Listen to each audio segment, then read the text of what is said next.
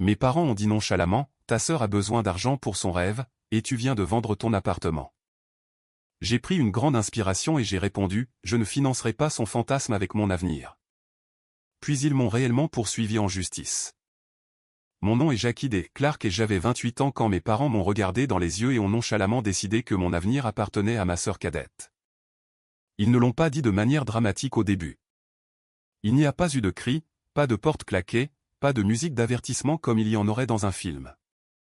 Ma mère a simplement croisé les mains sur la table de la salle à manger, a souri comme si elle discutait des courses du dimanche, et a dit « Rose a besoin d'argent pour son rêve, et tu viens de vendre ton appartement. » Je me souviens d'avoir pris une lente inspiration avant de répondre.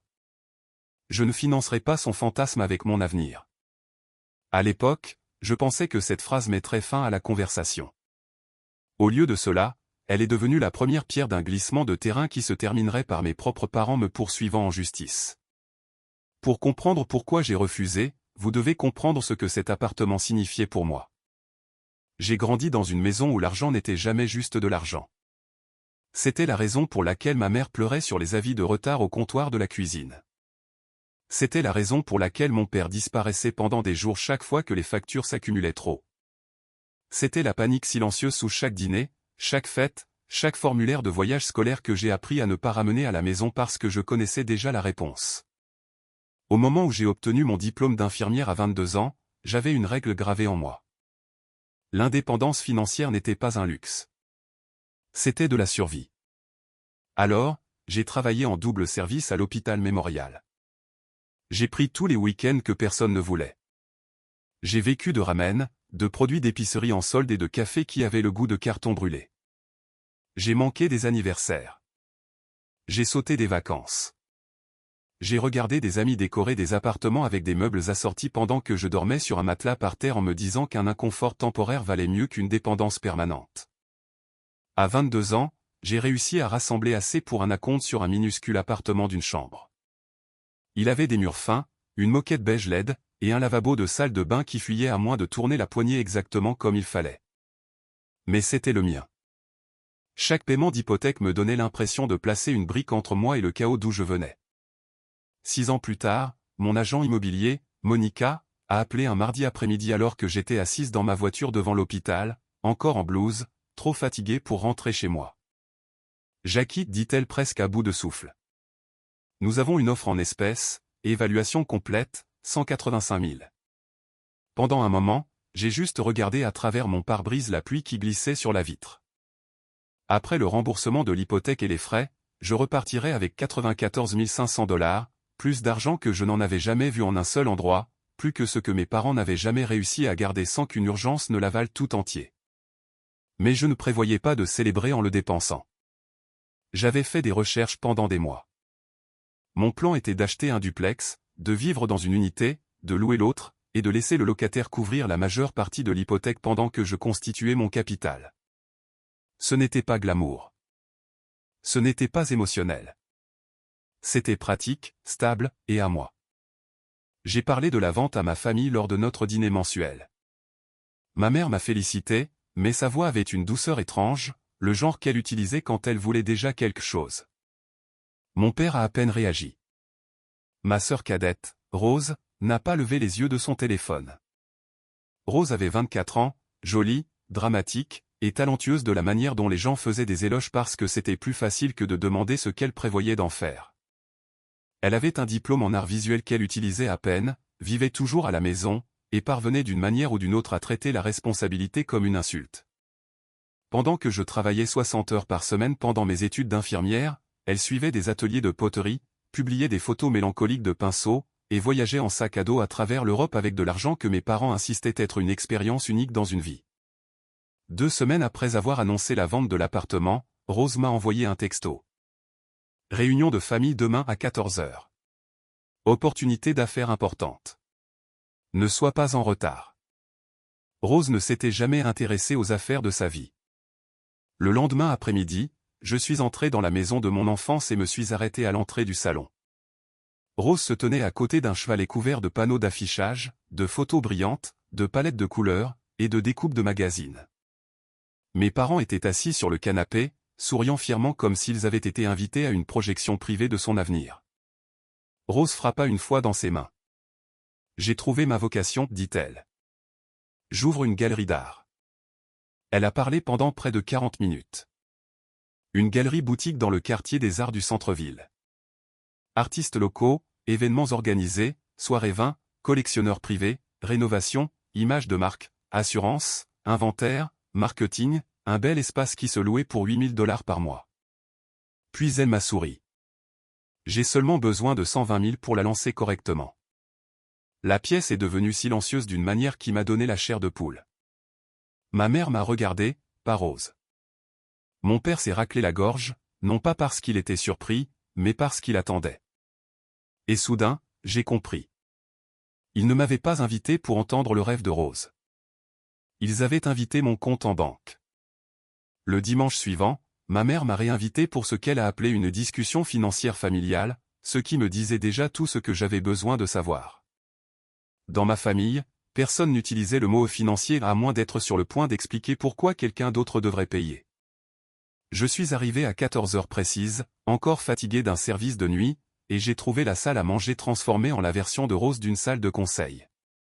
La table était couverte de dossiers, d'imprimés, de listes de location, d'échantillons de couleurs, et d'un épais document avec son nom sur la couverture en lettres dorées élégantes. Plan de lancement de la galerie Rose Clark. Rose se tenait au bout de la table, vêtue d'un chemisier en soie qu'elle n'aurait pas pu s'acheter elle-même. Mes parents étaient assis de chaque côté d'elle, souriant avec cette sorte de fierté dangereuse que les parents affichent quand ils ont déjà confondu l'espoir avec la preuve. J'ai développé le plan, dit Rose en glissant un dossier vers moi. Je voulais que tu vois que c'est sérieux. Je l'ai ouvert. Les premières pages semblaient professionnelles à première vue. Il y avait des analyses de marché, des graphiques de revenus projetés, des données démographiques du quartier, des calendriers d'événements, et des photos de galeries à succès dans de plus grandes villes. Mais plus je lisais, plus les chiffres perdaient leur forme. Elles se comparaient à des galeries qui fonctionnaient depuis des décennies, détenues par des gens avec des réseaux de collectionneurs, des investisseurs privés, et des années de contact dans l'industrie.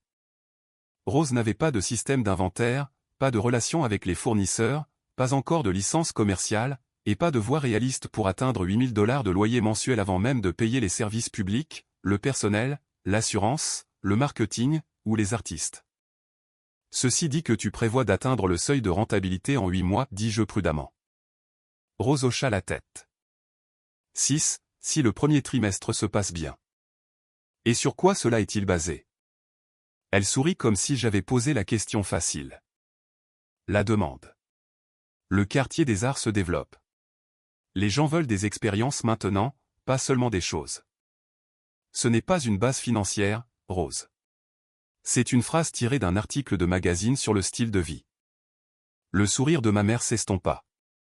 Jackie, ne commence pas. Je ne commence pas. Je lis. Papa se pencha en avant, les mains jointes. Ta sœur a travaillé très dur là-dessus. J'ai regardé Rose. As-tu déjà géré un inventaire? J'apprendrai. Gérer la paix? Je n'aurai pas besoin de personnel au début. Déclarer des impôts professionnels, négocier des contrats avec des fournisseurs, gérer des litiges avec des clients, établir des relations avec des collectionneurs. C'est jour ou gire. Tout le monde commence quelque part. Pas avec les 94 000 $ de quelqu'un d'autre comme filet de sécurité. Le silence qui suivit fut tranchant. Ma mère semblait blessée, comme si je l'avais insultée personnellement. Les yeux de Rose se remplirent de larmes si rapidement que je me demandais si elle avait pratiqué le timing. Alors tu ne crois pas en moi, chuchota-t-elle.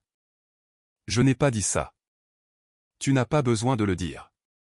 Tu penses que parce que je suis créative, je suis stupide. Non, Rose. Je pense que le talent artistique et la capacité en affaires ne sont pas la même chose. Papa expira par le nez. C'est dur. Ce qui est dur, c'est de me demander de parier l'argent que j'ai gagné pendant 6 ans de double service sur une entreprise qu'aucune banque ne financerait. Rose détourna le regard. L'expression de papa changea juste assez pour que je le remarque. J'ai plissé les yeux. Vous êtes déjà allé voir une banque? Personne ne répondit. N'est-ce pas? Maman plia sa serviette même si personne ne mangeait. Ils ont dit que Rose manquait de garantie et d'expérience. Cela devrait vous dire quelque chose. Ça nous dit que les banques ne comprennent pas les rêves, lança Rose. Non, ça vous dit que les banques comprennent le risque. La voix de mon père se durcit. Les familles s'entraident, Jackie. Cette phrase m'a fait quelque chose. Elle a ravivé le souvenir de chaque long service, chaque repas bon marché, chaque paiement d'hypothèque que j'ai fait seul pendant que Rose vivait à la maison sans payer de loyer en disant qu'elle se trouvait. J'ai fermé le dossier et l'ai repoussé sur la table. J'ai travaillé pendant mes études d'infirmière sans aide. J'ai payé mes propres frais de scolarité. J'ai payé ma propre hypothèque. J'ai vendu mon appartement parce que j'ai fait des choix responsables pendant des années. Où était cet investissement familial quand j'étais épuisé et fauché? Le visage de maman se crispa. Ta situation était différente. Tu as choisi une carrière pratique. J'ai choisi la responsabilité. Rose l'a évité. Rose se leva si vite que sa chaise racla le sol. Tu me punis parce que je ne suis pas comme toi. Non, je refuse de financer un fantasme parce que tu veux la récompense avant le travail. Ma mère haleta. Papa a dit mon nom comme un avertissement. Rose se mit à pleurer pour de vrai cette fois, ou assez près pour que ça ne fasse aucune différence. L'art est ma passion, dit-elle. La passion n'est pas un plan d'affaires. Je me suis levé, mes mains tremblantes, mais ma voix stable. Je n'investis pas dans la galerie. Je ne prête pas d'argent. Je ne co-signe rien. Cette conversation est terminée. Maman m'a traité d'égoïste alors que je marchais vers la porte. Je me suis retourné et les ai regardés tous les trois, les affiches, les projections fausses, le rêve déjà construit sur mon sacrifice. Non, dis-je, égoïste, c'est de décider que mon avenir vous appartient parce que Rose veut le sien plus vite. Puis je suis parti, sachant que je n'avais pas mis fin à la discussion. J'avais commencé une guerre. Ce qui suivit ne fut pas un désaccord familial. Ce fut une campagne. Au début, ma mère appelait pendant que j'étais au travail, toujours au pire moment possible. Quand je notais les médicaments ou que je sortais d'un transfert de patient brutal, sa voix tremblait en me disant que Rose avait à peine mangé. Rose avait pleuré toute la nuit. Rose avait l'impression que sa propre sœur avait piétiné son rêve et s'en était allée. Tu ne comprends pas à quel point elle est fragile, chuchota maman. Un soir, j'ai regardé mes mains gercées, sentant encore faiblement le désinfectant de l'hôpital, et j'ai pensé, c'est drôle comme personne ne s'est jamais inquiété de savoir si j'étais fragile quand je travaillais des services de 16 heures. Papa a essayé une stratégie plus douce. Il est venu à mon appartement avec mon plat taille à emporter préféré, l'offrande de paix qu'il utilisait chaque fois qu'il voulait qu'une conversation ressemble moins à une pression. Il s'est assis à ma petite table de cuisine, a déballé le pad Sioux et les nems, et a parlé d'un ton lent et raisonnable d'un homme qui croyait que la manipulation calme était toujours de la sagesse. Jackie, j'ai regardé les chiffres, dit-il. Une galerie pourrait te rapporter plus qu'un duplex. Ta sœur veut t'inclure. Ce n'est pas un fardeau. C'est une opportunité. J'ai failli rire. Papa, mon plan de duplex est basé sur le loyer, les taux hypothécaires, les coûts d'entretien, et une véritable étude de marché. Le plan de Rose est basé sur des EVIB et un éclairage coûteux. Sa bouche se serra. Tu la fais toujours paraître ridicule. Non, dis-je, elle le fait elle-même quand elle demande 120 000 $ sans jamais avoir géré une entreprise. Quand mes parents ont réalisé que la culpabilité et la logique ne fonctionnaient pas, ils ont recruté des renforts. Tante Patricia a appelé pour me dire qu'elle était déçue de la femme que j'étais devenue. Mon cousin Jacques m'a envoyé un texto disant que je détruisais l'unité familiale pour de l'argent, comme si l'unité familiale signifiait donner mes économies sans poser de questions. Rose a inondé mon téléphone d'articles sur des galeries à succès, de messages vocaux d'amis la qualifiant de visionnaire, et de longs textes émotionnels sur le fait que j'étais le seul obstacle entre elle et la vie qu'elle était censée vivre. 3 semaines plus tard, je suis rentré à la maison après un service de 12 heures, les pieds endoloris et la tête battante. Je savais que quelque chose n'allait pas avant d'atteindre ma porte parce que le couloir sentait le parfum de ma mère. Quand j'ai ouvert l'appartement, ils étaient tous les trois assis dans mon salon. Mes parents et Rose, à l'intérieur de chez moi. La table basse était couverte de dossiers, d'articles imprimés, de projections révisées, et d'une nouvelle version du plan d'affaires de Rose. Pendant une seconde, je ne pouvais plus parler. Comment êtes-vous entré? Maman se leva rapidement. Le propriétaire nous a laissé entrer. Nous lui avons dit qu'il y avait une urgence familiale. Je l'ai dévisagé. Vous avez menti pour entrer dans mon appartement. Papa a brandi un dossier comme si c'était le vrai problème. Écoute juste 10 minutes. Rose a montré un article de journal. Cette galerie est devenue rentable en 1 an. Ça prouve que je ne suis pas folle. J'ai pris la page et l'ai parcourue. La propriétaire avait passé 15 ans à gérer de grandes galeries avant d'ouvrir la sienne. Elle avait des investisseurs, des collectionneurs, et des relations dans l'industrie. Rose avait un diplôme, une page Instagram, et des parents prêts à brûler mes limites pour la garder à l'aise. Cela prouve le contraire, dis-je. Elle avait de l'expérience. Toi non. Le visage de Rose se décomposa. Tu me détestes. Je déteste ça, dis-je, ma voix montant. Je déteste rentrer du travail et trouver des gens qui prétendent m'aimer entrer par effraction dans mon appartement pour exiger mon argent. Maman halta. Par effraction? Nous sommes ta famille. Vous partez. Personne ne bougea. Quelque chose en moi a finalement cédé, net et froid. Sortez, tous, tout de suite. Ils sont partis lentement, offensés que je ne me sois pas effondré sous leur performance. Le lendemain matin, j'ai appelé mon propriétaire, expliqué ce qui s'était passé, et changé les serrures. Puis j'ai bloqué leur numéro, leur courriel, et tous les parents qui pensaient que l'accès à moi était un droit familial. Le silence a duré exactement 1 semaine. J'étais dans la salle de pause de l'hôpital mémorial en train de manger des crackers d'un distributeur automatique quand un homme en costume gris a demandé mon nom. Il m'a tendu une enveloppe et a dit « Vous avez été assigné à comparaître ». Pendant un instant, j'ai cru qu'il y avait eu une erreur. Puis je l'ai ouverte et j'ai vu les noms de mes parents.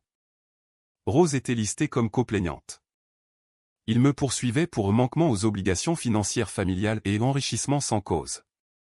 Selon la plainte, parce que j'avais vécu à la maison jusqu'à 19 ans et bénéficié de nourriture, de logement et de soutien parental, une partie de mon succès leur appartenait. Par conséquent, ils affirmaient avoir droit à 120 000 $ de la vente de mon appartement, le montant exact que Rose voulait pour sa galerie. Mes mains sont devenues engourdies. Des infirmières bougeaient autour de moi, riant doucement, versant du café, vivant des vies normales, tandis que la mienne se fendait sous les néons. Ils n'avaient pas seulement demandé mon avenir. Ils m'avaient traîné en justice pour avoir refusé de le céder. J'ai quitté l'hôpital mémorial plus tôt ce jour-là, non pas parce que j'étais assez calme pour prendre des décisions, mais parce que j'étais trop en colère pour toucher le dossier d'un autre patient sans trembler. Je me suis assise dans ma voiture avec les papiers juridiques étalés sur le siège passager, lisant les mêmes phrases encore et encore. Manquement aux obligations financières familiales, enrichissement sans cause, préjudice émotionnel et financier à Rose Clark. Cela semblait absurde, presque risible, sauf que les noms de mes parents étaient sur la plainte, ainsi que celui de ma sœur. À 15 heures, j'avais appelé 6 avocats. La plupart étaient polis. 2 semblaient amusés. Un m'a demandé si c'était une blague. Puis j'ai contacté Marcus Rodriguez, un avocat spécialisé en affaires familiales avec une voix si calme qu'elle a stabilisé ma respiration avant même que je le rencontre. Son bureau sentait le vieux papier et le café, et il a lu la plainte sans m'interrompre une seule fois. Quand il a fini, il s'est penché en arrière et a secoué la tête. C'est faible, dit-il. Très faible. J'ai expiré pour la première fois depuis des heures. Mais faible ne veut pas dire inoffensif, a poursuivi Marcus. Les poursuites frivoles coûtent toujours de l'argent à défendre. Les familles en intendent parfois, espérant que la pression et les frais juridiques forceront un règlement. J'ai baissé les yeux sur mes mains. Donc, ils essaient de me saigner jusqu'à ce que je paie. Ce serait mon interprétation. Ces honoraires étaient de 5 000 $. 5 000 $ qui auraient dû me rapprocher du duplex, de la stabilité, de l'avenir que j'avais prévu. Au lieu de cela, je les ai payés pour me défendre contre les personnes qui m'ont élevé. Cette nuit-là, je me suis assise sur le sol de mon appartement, entouré de relevés bancaires, de dossiers d'hypothèque, de reçus de frais de scolarité, de déclarations de revenus, de documents d'emploi, et de preuves de chaque sacrifice que j'avais jamais fait. C'était comme construire un dossier non seulement pour le tribunal, mais pour mon droit de posséder ma propre vie. Marcus a construit la chronologie avec une précision chirurgicale. À 19 ans, j'ai quitté la maison. À 22 ans, j'ai obtenu mon diplôme d'infirmière. Pendant 6 ans, j'ai payé mes propres frais de scolarité, mon loyer, mon hypothèque, mon transport, mon assurance et mes frais de subsistance. Pas de cadeaux secrets, pas de prêts parentaux, pas de soutien familial caché derrière mon succès. Quand Marcus a organisé les chiffres, même moi je les ai regardés en silence. Plus de 180 000 $ étaient passés entre mes mains rien qu'en coût de survie, gagnés service par service, année par année. L'enquête a révélé ce que mes parents ne m'avaient pas dit. Ils avaient emprunté 35 000 $ sur leur maison pour financer la petite ouverture de la galerie de Rose et le procès lui-même. Ils avaient maximisé leur carte de crédit, contracté des prêts personnels, et s'étaient encore convaincus que mon refus était la partie irresponsable. Rose a ouvert la galerie quand même, pas dans le quartier des arts coûteux qu'elle avait promis, mais dans un petit local de centre commercial avec peu de passages et des néons. Elle a essayé d'adoucir l'ambiance avec des lampes de friperie. Son inauguration a attiré peut-être 15 personnes, principalement des amis de la famille, et 2 artistes locaux qui avaient l'air de regretter d'être venus. En quelques semaines, ses publications en ligne sont passées d'annonces élogieuses à des remises désespérées, des légendes émotionnelles et des appels à soutenir la créativité locale avant qu'elle ne disparaisse. Pendant ce temps, l'avocat de mes parents a déposé délai sur délai. Marcus m'a prévenu que c'était une stratégie, pas de la force. Chaque prolongation signifiait une autre facture. Chaque facture signifiait une autre tentative silencieuse de me faire céder. Mais chaque document qu'ils produisaient les faisait paraître pire. Leur côté avait des dettes, des projections, du ressentiment et un sentiment de droit. Le mien avait des reçus. 8 mois après avoir été assigné dans la salle de pause de l'hôpital, je suis entré dans le palais de justice vêtu d'une robe bleu marine que Cassie m'avait aidé à choisir parce qu'elle disait que je devais ressembler à une femme qui paie ses factures et sait où sont les sorties. Mes parents étaient déjà là. Maman portait sa robe du dimanche. Papa portait le costume de ma remise de diplôme d'infirmière. Rose portait du noir, dramatique et doux à la fois, comme si elle voulait que le juge la voie à la fois comme artiste et victime. La juge Patricia Chen a appelé l'affaire. L'avocat de mes parents s'est levé et a soutenu que parce qu'il m'avait élevé, nourri et logé quand j'étais enfant, il méritait une part du succès financier que j'ai construit plus tard. Il a dit, refuser de soutenir Rose violait une obligation familiale implicite. La juge Chen a regardé par-dessus ses lunettes. Êtes-vous en train de dire qu'un enfant adulte est légalement tenu de financer l'entreprise d'un frère ou d'une sœur? L'avocat a essayé d'habiller la réponse avec des mots compliqués. Ça n'a pas aidé. Marcus s'est levé ensuite. Il a présenté au tribunal mes dossiers, mon historique de travail, mes paiements d'hypothèque, mon indépendance. Il a dit que des parents remplissant leur devoir légal d'élever un enfant mineur ne créaient pas une facture à vie. Il a dit qu'accepter l'argument de ma famille signifierait que tout adulte qui réussit pourrait être poursuivi pour être devenu stable. La juge Chen a demandé à l'avocat de mes parents un précédent. Il n'en a trouvé aucun. Ma mère a pleuré quand on lui a permis de parler. Papa a parlé de loyauté. Rose a dit que j'avais choisi l'argent plutôt que la famille et que j'avais écrasé le seul rêve qui l'avait jamais fait se sentir vivante. Quand ce fut mon tour, j'ai gardé ma voix stable. J'ai gagné mes économies grâce à des années de travail. Personne d'autre n'a le droit de décider quel risque je prends avec mon avenir. 12 minutes plus tard, la poursuite a été rejetée avec préjudice. Mes parents ont été condamnés à payer mes frais de justice. Marcus a souri à l'extérieur de la salle d'audience. Vous avez gagné. Mais alors que mon téléphone se remplissait de messages vocaux des mêmes personnes qui venaient d'essayer de me prendre légalement 120 000 $, la victoire ressemblait moins à une célébration qu'au fait de se retrouver seul après un incendie de maison, reconnaissante d'être en vie. Mais regardant les cendres. Après que la juge a rejeté la poursuite, mes parents ont demandé à rembourser mes frais de justice par mensualité parce qu'ils ne pouvaient pas payer le montant total.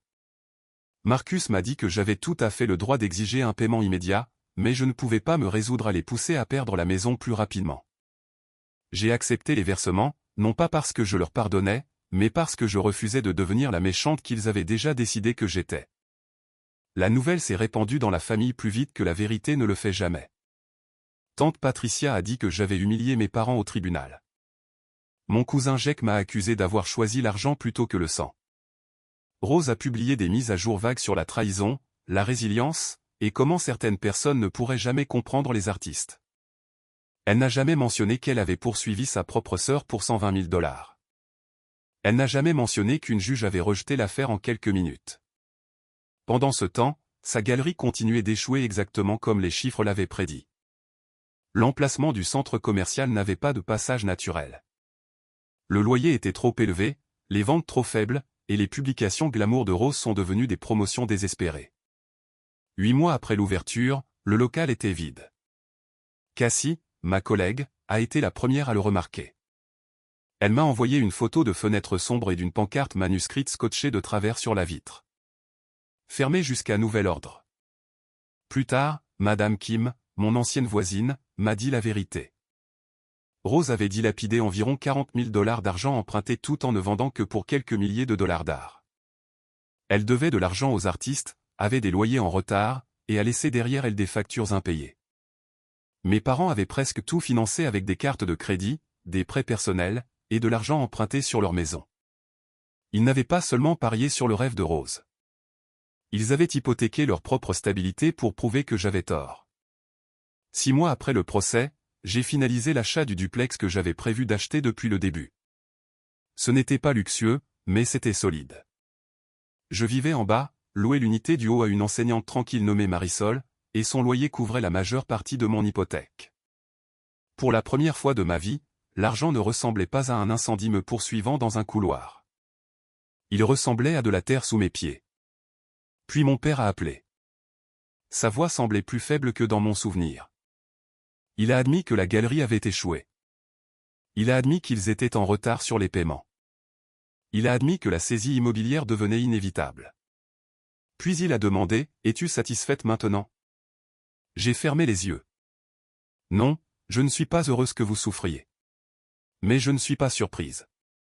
Vous avez emprunté de l'argent que vous ne pouviez pas vous permettre pour une entreprise qui n'a jamais eu de sens. Nous pensions que ça marcherait, dit-il. Vous pensiez que je finirais par vous sauver. Il ne l'a pas nié.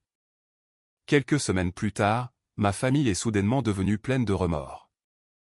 Maman a pleuré et a dit que le procès avait été une erreur. Rose a envoyé une lettre manuscrite disant que son rêve avait été réel, même si sa planification avait été insensée. Tante Patricia et Jake ont également pris contact, prétendant qu'ils voulaient la guérison. Pendant un fragile instant, je me suis demandé si tout perdre leur avait enfin appris quelque chose. Puis Madame qui m'a appelé. Jackie, dit-elle prudemment. Tes parents ont posé des questions sur tes horaires de travail et si tu vis seul. 2 jours plus tard, je suis rentré à la maison et je les ai trouvés tous les 3 qui attendaient dans mon allée. Ils se sont excusés à nouveau, plus longtemps cette fois, plus doucement. Ils ont parlé de famille, de pardon, de reconstruction de la confiance. J'ai écouté tranquillement parce que je savais déjà qu'il y avait une autre raison pour laquelle ils étaient là. Finalement, papa s'est raclé la gorge. Ils avaient trouvé un duplex à louer. Ils ne demandaient pas d'argent, dit-il. Ils avaient seulement besoin que je co-signe parce que leur crédit était ruiné. Je les ai regardés, presque impressionné par le schéma, après m'avoir poursuivi, vidé mes économies avec des frais de justice, et essayé de me rendre responsable de l'échec de Rose. Ils voulaient mon nom sur une autre obligation financière. Non, dis-je. Maman s'est mise à pleurer. Rose a chuchoté, alors, tu vas nous laisser devenir sans abri? Vous n'êtes pas sans abri à cause de moi, dis-je. Vous faites face aux conséquences des choix que vous avez faits après que je vous ai prévenu. Ils sont partis sans un mot de plus. 2 semaines plus tard, Madame Kim m'a dit qu'ils avaient déménagé au milieu de la nuit après que la saisie soit devenue inévitable. 2 ans se sont écoulés depuis cette dernière rencontre. J'écris ceci depuis la véranda de mon duplex, avec vue sur le jardin que j'ai planté derrière la maison. Marisol loue toujours à l'étage. J'ai quitté le travail à temps plein à l'hôpital et je prends maintenant des missions d'infirmière en freelance par le biais d'agences, gagnant plus tout en choisissant mon propre horaire. J'ai terminé un cours de rédaction médicale et j'ai commencé à écrire pour des publications de santé. Chaque décision que je prends maintenant construit la vie que j'ai protégée quand tout le monde m'appelait égoïste. Par Madame Kim, j'ai entendu dire que mes parents louent un petit appartement de l'autre côté de la ville. Papa travaille à temps partiel dans une quincaillerie après une retraite anticipée. Maman est toujours au grand magasin.